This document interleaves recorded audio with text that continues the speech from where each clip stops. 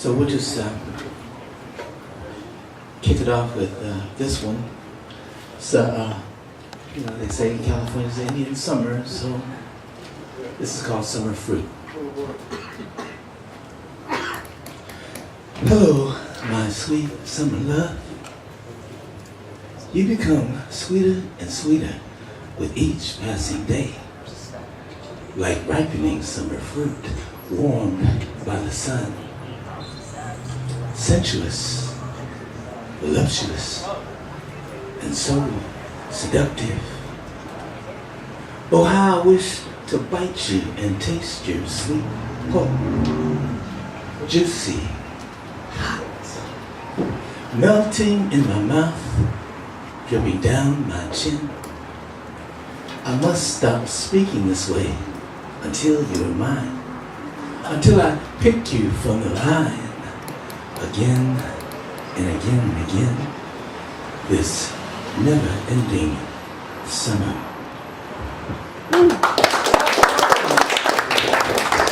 Good job. All right, this is called Where is the Samaritan? And if you're familiar with the biblical account of the Good Samaritan, it was someone who assisted another that was not of his ethnicity or his religion or background and so forth, but he still did it. And so it's a lesson for us that we still could apply today. Where is the Samaritan?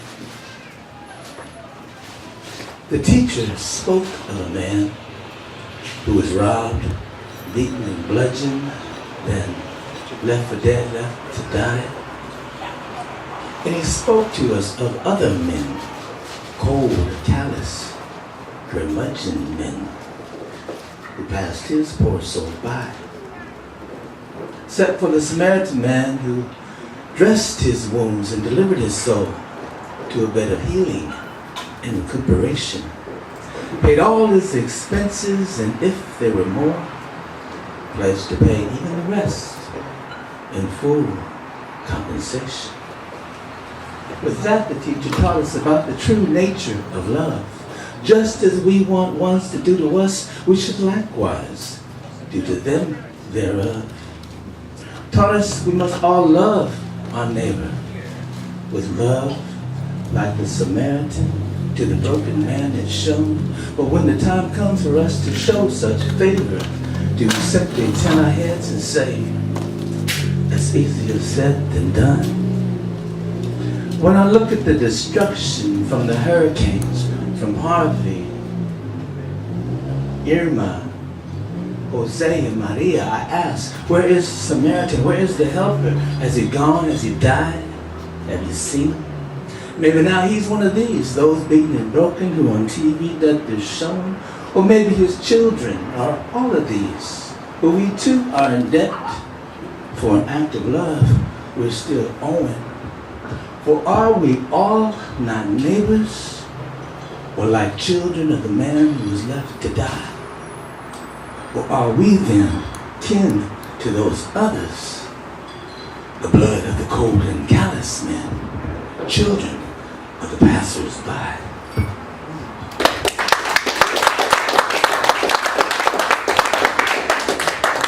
This is called Understand This. First of all, you must understand this. The man before you is not the same. He knows now. And in that knowledge, he is hopeful. This man altered.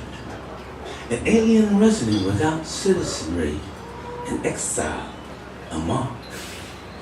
Beaten by blunt xenophobic objects, allegiance upon his lips, memorized by heart, though unable to utter a single coherent expression without an interpreter. Left hand on the Constitution, right hand on the Bible, dog-eared and furrowed. A scholarly translation having the very name of God written in it over 7,000 times. Shunned by society or by the tormentors in it, the propagandists who think him strange and absurd and oddity a risk. These threaten deportation, for the very sight of him makes them feel ill, uncomfortable, and in want, wanting to tie a millstone around his neck and pitch him into the sea. But he knows now that he loves this country in which he dwells, the lay of the land, her undulations, her nightfall, those bright distant apertures that glow in the dark. He has fallen in love especially with her waters, with her sweet vegetation, her seasons of refreshing, her tranquility, her sunsets by the sea. Native tongues and dialects he cannot speak, ignorant of unusual customs he cannot fathom, the nuances, the complex rules of engagement, the differential between misdemeanor and felony, or the thin line between foul and fraud. Thus he stands accused. See, the muted fool. But within his heart he has come to call this place home. Furthermore, he knows he has no place else to go. The land of his birthplace brought to ruin, devastated by the great obliteration of 2017, the hurricanes, the Cat 5s, trying to forget his giving in to despair, his acquiescence, his dilapidated wrath, adrift when all was lost. Then, to wash upon the shores of the Colossus, the mother of exiles, emboldened by her siren cry, by her declaration to the wretched refuge, the tempest-tossed, give to me, you're tired, you're poor, you're huddled masses, yearning to breathe free. And so, upon her freedoms, he thus breathed deeply. And these are the freedoms that resuscitated him. Freedom from hunger, from poverty and strife. Freedom from anger, freedom from the burden, his survivor's guilt. Freedom from the bereavement, his inconsolable mourning. Freedom from the actuaries, those who counted him out. Consequently, he knows her now, or has come to know her ideals. In perpetuity has placed his trust in her, hopeful to be claimed as one of her own, despite his tattered appearance, his fallen countenance, his ignorance, despite the hate-mongers and xenophobes who hate what they do not know and cannot understand, who judge and prejudge with impunity and duplicity. He knows their crafty acts. Even as he languishes in silence, he knows such evil machinations press in upon him. And so he prays.